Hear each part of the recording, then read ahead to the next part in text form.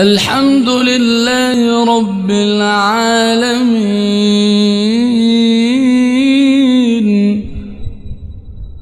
الرحمن الرحيم مالك يوم الدين إياك نعبد وإياك نستعين اهدنا الصراط المستقيم صراط الذين أنعمت عليهم غير المغضوب عليهم ولا الضالين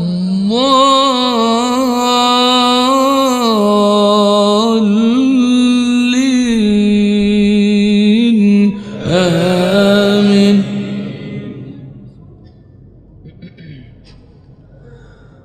فلما ذهبوا به وأجمعوا أن يجعلوه في غيابة الجب وأوحينا إليه لتنبئنهم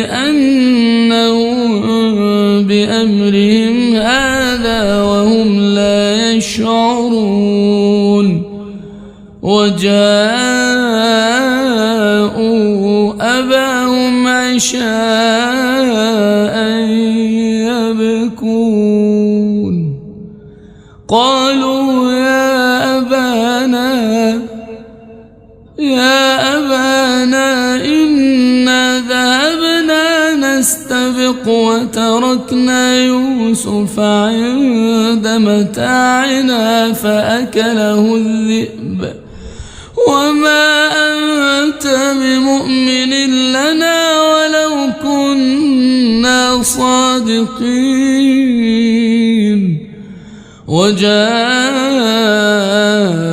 على قميصه بدم كذب قال بل سولت لكم أنفسكم أمرا فصبر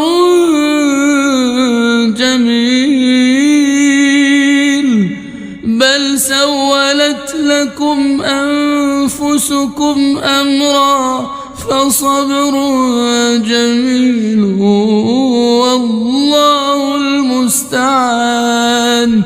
والله المستعان على ما تصفون. وجاءت سيارة فأرسلوا واردهم فأدلى دلوه قال يا بشرى هذا غلام وأسروه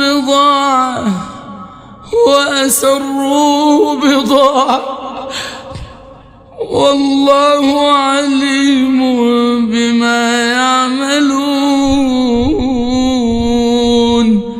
وشروه بثمن بخس دراهم معدودة وكانوا فيه من الزاهدين. وقال الذي اشتراه من مصر لامرأته أكرمي مثواه عسى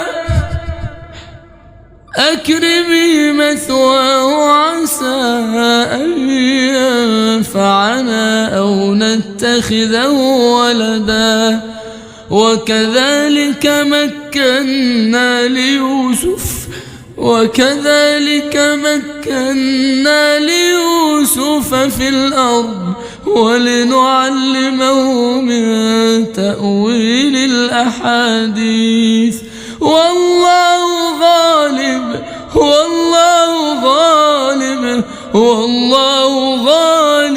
على أمره ولكن أكثر الناس لا يعلمون. ولما بلغ أشده آتيناه حكما وعلما وكذلك نجزي المحسنين. وراودته التي هو في بيتها عن نفسه وغلقت الأبواب وقالت هيت لك. قال معاذ الله إنه ربي أحسن مثواي إنه لا يفلح الظالمون. ولقد همت به وهم بها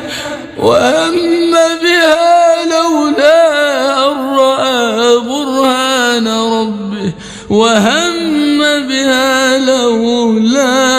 رأى برهان ربه كذلك لنصرف عنه السوء والفحشاء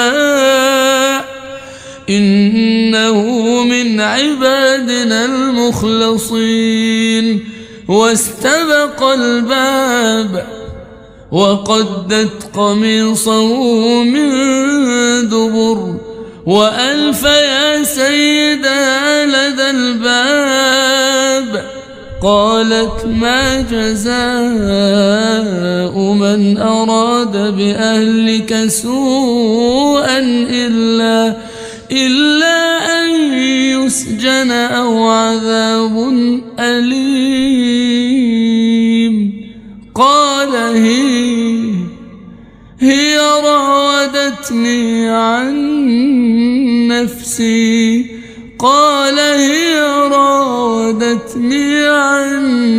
نفسي وشهد شاهد من أهلها إن كان قميصه قد من قبل